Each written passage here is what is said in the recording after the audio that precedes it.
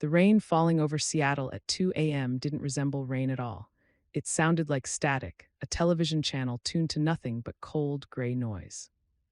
I lay on a narrow hospital bed in the emergency room, listening to that static against the windowpane, fighting the urge to scream. The doctor had just told me I was bleeding inside, a ruptured cyst. Surgery was urgent and scheduled within the hour. The pain burned like a white-hot wire twisting through my abdomen, yet my mind remained unusually lucid. I needed someone to care for the twins. Liam and Lucas were asleep at a neighbor's house, but she had to work in 4 hours. I needed my family. I called my mother first. She answered on the fourth ring, voice thick with irritation, not sleep. "Mom," I whispered, gripping the thin hospital sheet. "I'm in the ER. I need surgery." "Can you come get the boys?" There was a pause, long, heavy silence where I expected concern. Instead, I heard a sigh. "Sophia, really?" she said. "We have the Yacht Club gala tomorrow, the centennial. We've had these VIP tickets for months. We need to be rested." I stared at the ceiling tiles, counting water stains. Rest. They needed rest for a party. I needed surgery to stop the bleeding. "Is that a no?" I asked flatly. "Don't be dramatic," she snapped. "Call a service. We can't be exhausted for the Commodore. It's a networking event, Sophia." Then the line went dead. There wasn't time to absorb the rejection before my phone buzzed again. A message from my sister appeared. "Alexa, don't ruin this for them, Sophia. It's the social event of the season." That was it. The verdict, my life, my children's safety, weighed against a gala ticket and found wanting. The pain in my stomach was nothing compared to the sudden icy clarity flooding my mind. The static outside stopped being meaningless noise. It became a signal. "Before we move on, drop a comment letting me know where you're watching from and what time it is for you right now. I want to know who's here with me." I set the phone down on the plastic side table. The screen went black, reflecting the harsh fluorescent lights overhead. A normal person might have shattered in that moment. A normal daughter might have panicked, called back, begged them to grasp the gravity of internal bleeding. But I wasn't a normal daughter anymore. I was a liability. They had just tried to liquidate me. Tears felt like wasted moisture. Not one fell. I reached for my purse.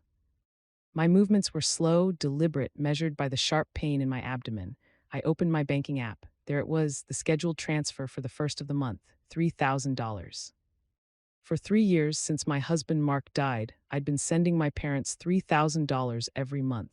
They called it helping out. They said the condo fees at the marina were rising, that inflation was brutal on retirees. I'd believed them. I believed family supports family. But as I stared at the number, the math finally clicked. It wasn't support. I'd been paying rent to earn the privilege of being their daughter.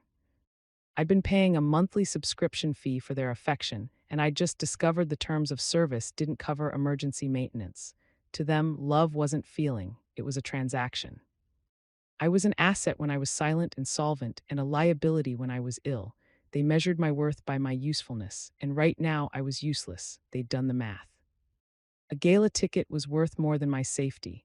My life was a line item they were willing to cut to preserve their social calendar. Fine. If love was a transaction, I was closing the account. The transfer button turned gray under my thumb. Cancelled. Next, I opened the recurring payments tab. Gone. Then I opened my contacts. Mom, Dad, Alexa, block, block, block. It took less than 2 minutes. No guilt, no fear, just lightness. The pain in my stomach remained sharp and urgent, but the heavy, suffocating weight pressing on my chest since Mark's funeral. That was gone. I lay back on the pillows as the nurse entered to prep me for surgery. She looked at me with pity, seeing a woman alone in the dark hours. She didn't know. She didn't know that for the first time in years, I wasn't alone, I was free. The silence in the room wasn't empty, it was clean, the sound of a contract being voided. Recovery gives you time to think. For 3 days, lying in that hospital bed, waiting for my wounds to heal, I didn't watch TV. I watched the movie of my life play behind closed eyelids. I rewound the last decade, but this time I watched without sound. I watched the actions, not the words. I remembered the day my father, Richard, came to my kitchen table 5 years ago. He sat there wringing his hands, small and defeated. He told me he'd made a mistake, a bridge game gone wrong. He needed $17,000 or he'd lose his boat. The boat was his identity.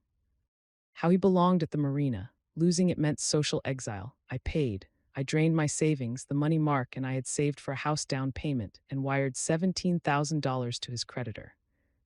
He didn't say thank you. He said, "You're a good girl, Sophia. You know how to take care of family." Then there was Alexa, my sister, the would be actress who never quite landed a role. I paid for her headshots, her acting classes in Los Angeles for 2 years. She has a gift, my mother said. We have to invest in her gift. I was the investor. They were the management taking credit, and then there was Mark. Mark was the only person who saw me, not my credit limit. He'd hold my hand as I wrote checks, thumb brushing my knuckles. "They're eating you alive, soft," he'd say, "piece by piece, and they're not even hungry, they're just gluttonous." I defended them then. They were family, they needed me. But when Mark died in that crash, the truth was impossible to deny. My family didn't mourn him. They mourned the inconvenience of his death. At the funeral, my mother complained about humidity ruining her hair. My father asked about the life insurance before the dirt settled on the grave. They didn't see a grieving widow. They saw an unmonitored bank account lying in that hospital bed. As the anesthesia cleared from my system, I understood. Cutting them off wasn't cruelty, it was correction. For years, our relationship's ledger had bled red. I'd given everything: money, time, loyalty, and received only demands. I wasn't seeking revenge, I was seeking balance. In my world, you don't carry bad debt, you write it off. Since they were bankrupt financially and morally, foreclosure was the only option left. 4 days later, I went home. The apartment was quiet, but not lonely. I'd hired a nanny, a calm, competent woman named Alina, using the money I'd once sent to my parents. Alina never complained, she didn't ask favors. She simply cared for Liam and Lucas while I rested. For the first time in years, I paid for help and got it. For 3 days, my phone stayed silent. I kept the block active, protecting my peace like a fragile ecosystem. But on the fourth day, curiosity won. I unblocked them briefly. The notifications crashed in like an avalanche. 57 missed calls, 82 texts. They weren't worried, they were raging. I skimmed the messages, searching for words like surgery, hospital, or okay. None appeared, only Sophia.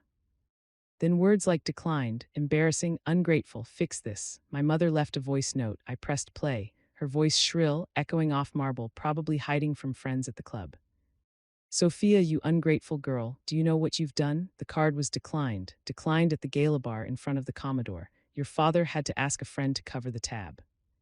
"We've never been so humiliated. You embarrassed us on purpose. Fix this now, transfer the money, or don't bother coming to Sunday dinner." I replayed the message, declined. That was the tragedy. Not my surgery, not nearly dying, but the card declined at the open bar. Then came my father's texts. "You think you're clever, cutting us off like this? That money's ours. We earned it raising you. You're punishing us for living our lives. Selfish." And Alexa says mom's crying in her room. Dad's throwing things. "I hope you're happy. You ruined the gala." They weren't sorry. They were inconvenienced. They didn't care about my health. They cared about their cash flow. The realization hit me cold and final. There was no misunderstanding here.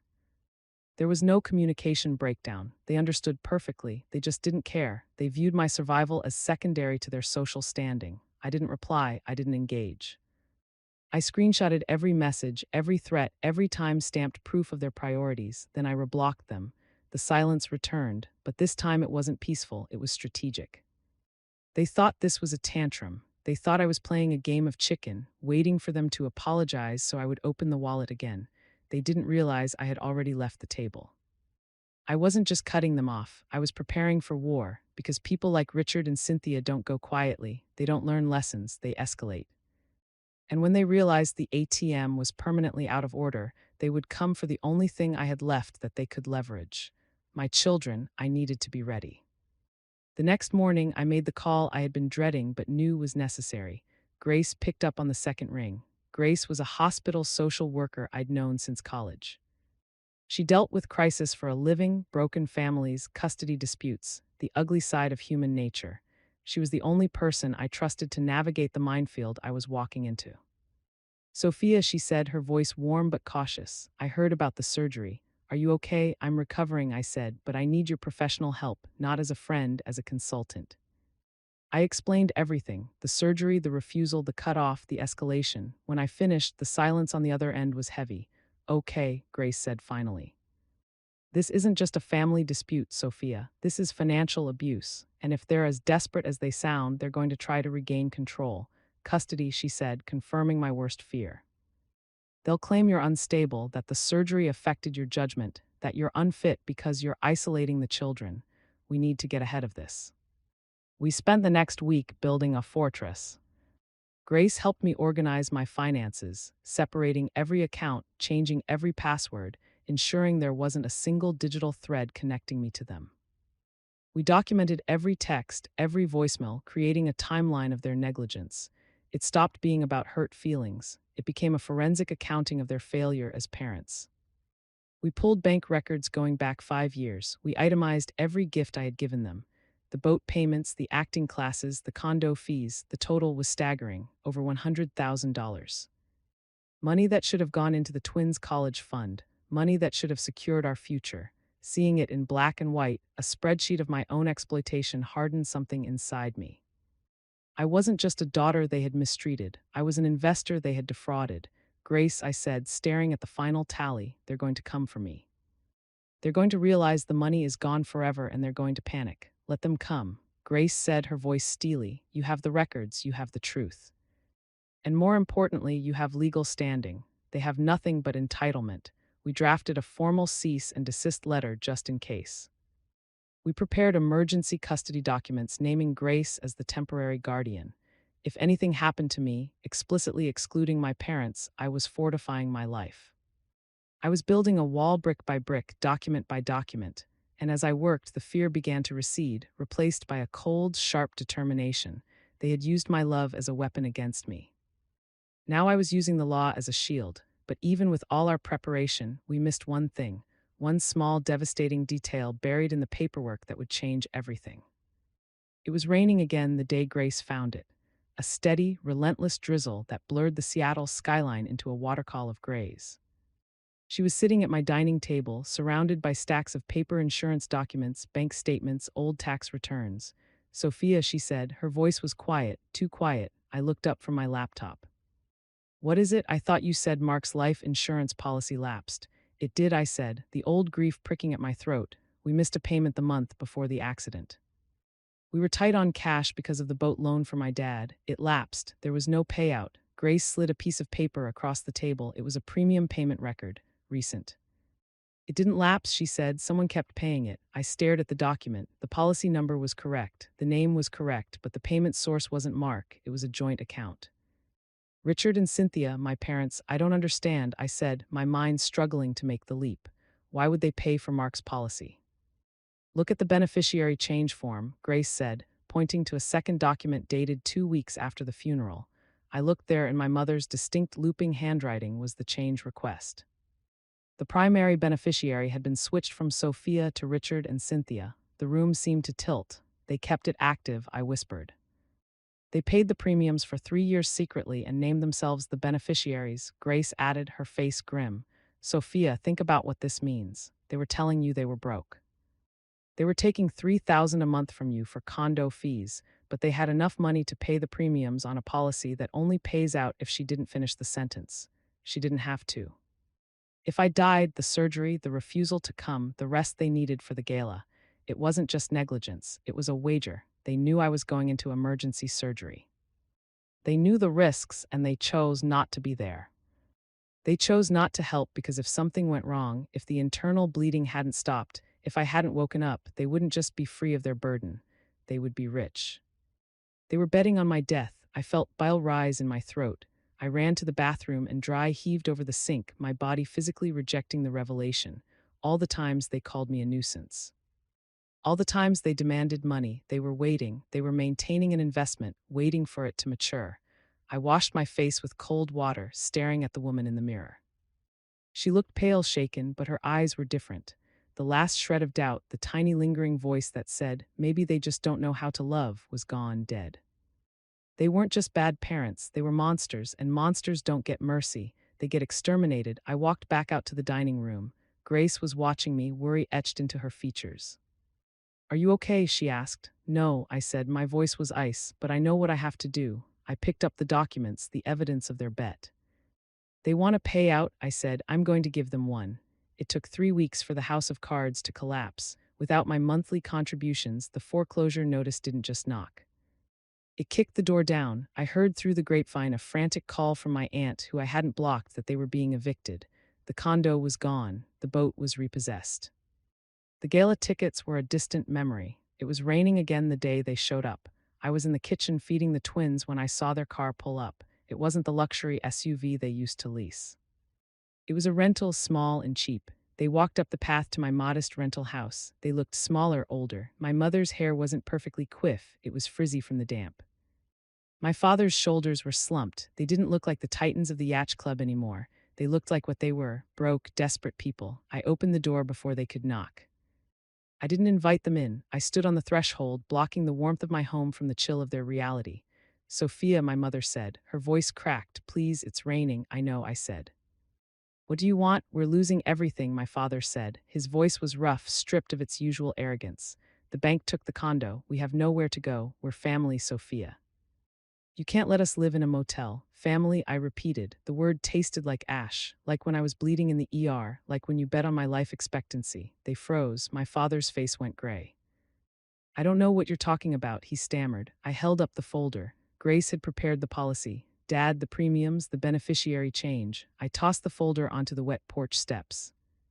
It landed with a heavy slap. You didn't want a daughter, I said, my voice steady and cold. You wanted a payout. Well, here it is. That's the evidence of insurance fraud. I sent a copy to the investigator this morning.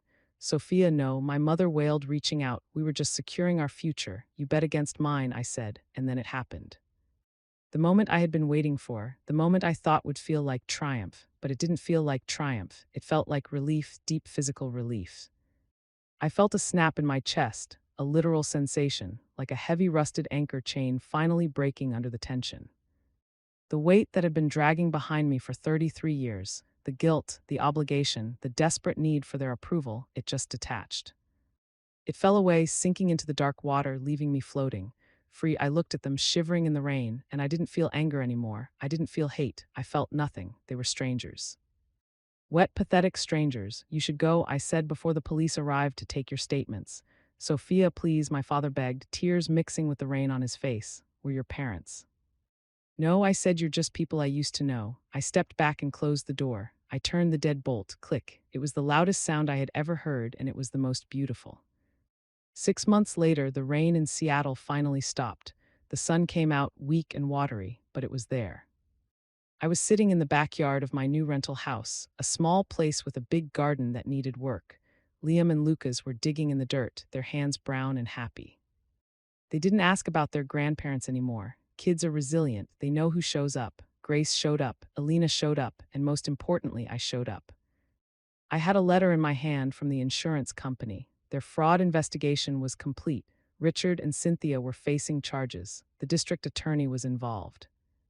It was a mess, a legal tangle that would take years to unravel. But it wasn't my mess. I walked music over to the fire pit I'd built in the corner of the yard. I struck a match and held it to the corner of the envelope. I watched the flame music catch, watched the paper curl and blacken, watched the official letterhead turn to ash. It wasn't a celebration. It was a funeral for the last vestige of my old life. People tell you that cutting off family is the worst thing you can do. They say blood is thicker than water. They say you'll regret it, that you'll be lonely, but they don't tell you the other part.